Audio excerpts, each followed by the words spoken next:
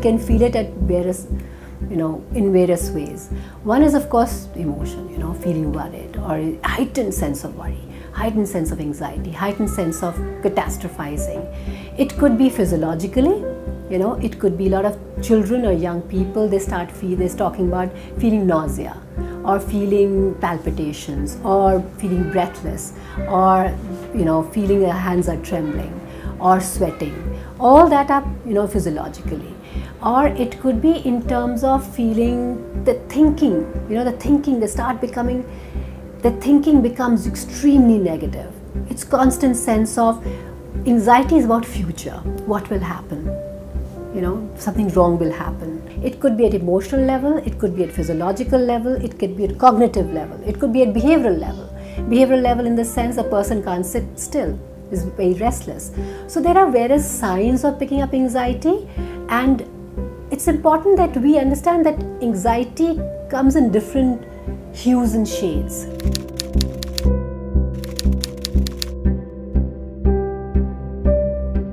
There's a particular term the young people use, FOMO, fear of missing out.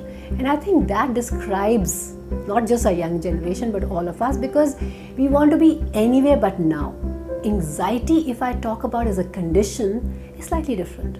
Anxiety is when this particular stress could be that it suppose it escalates to the level, it's become so strong, the person is not able to function, right?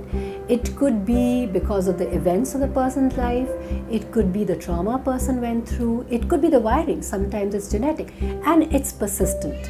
So it's not like something for 2 days anxiety is there and then it comes down. It's persistent. I feel it day after day after day, months after month, and that is a condition. That needs treatment, that needs therapy, that needs person to work through a certain thing. Stress is something that all of us, it's like a culture soup that we all are marinating in. What we have to understand is that the person can work through. There are ways of dealing with anxiety. The first important thing the person needs to do is separate the person from the problem.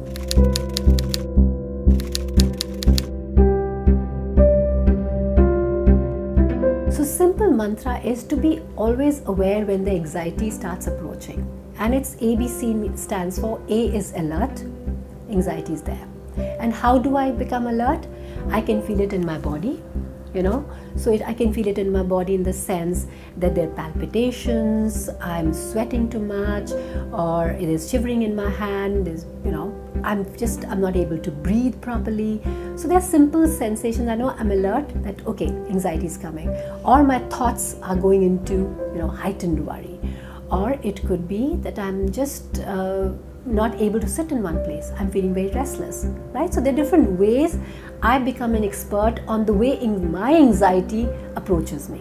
B is breathe out. Simple. If I tell it everybody, but just do simple breathing. Imagine that you're a dragon, you have a feather in your palm, and you have to breathe out. You go like a dragon, you breathe out, and you breathe in through your nose. Alert, breathe out. C stands for change the channel. Rather than sitting there and with that thing, that loop of negativity going through in your head, you say, okay, anxiety is around, what do I need to do? Alert, breathe out, change the channel. Get up, distract myself. Do something active at that time. If I want to dance, I want to go and cook something, I want to go for a jog, go and talk to a friend.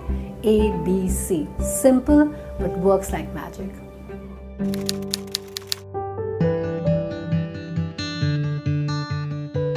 I hate this word positive thinking.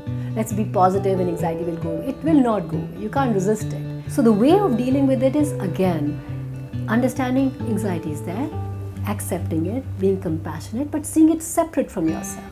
If you're able to separate yourself from anxiety, then you're able to deal with it. Then I know how to deal with it. There are certain tools I pick up. There are certain strategies I pick up. I can go to a therapist. Maybe I might need medication too. However, the most important thing to understand it is not to see it as an illness and say, okay, sometimes I need help, and it's okay. There's no stigma around it.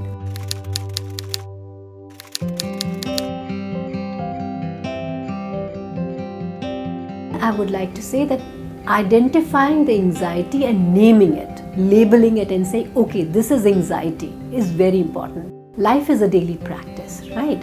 And the way you live your day every day, you will learn how to cope with anxiety better.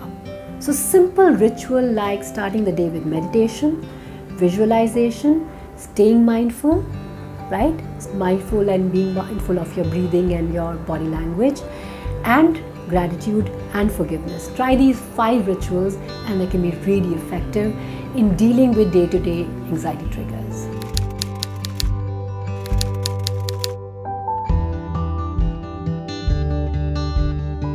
Fear is a basic human emotion, right? And we all feel it. However, I think what happens is living with fear is very difficult. When I convert it into anger, it becomes easier for me to deal with it. Anger as an emotion, then the shift happens from me to you. I would say mindfulness is most important. Mindfulness is about acceptance. It's about acceptance, but compassionate acceptance. On one hand, being compassionate towards ourselves and say, you know what, I have all these emotions. There are times when the fear is there, sometimes anger is there, sometimes sadness is there, sometimes jealousy is there, resentment is there, guilt is there, shame is there. All these are human emotions and I feel them. It's okay, these emotions are there, but I can deal with it.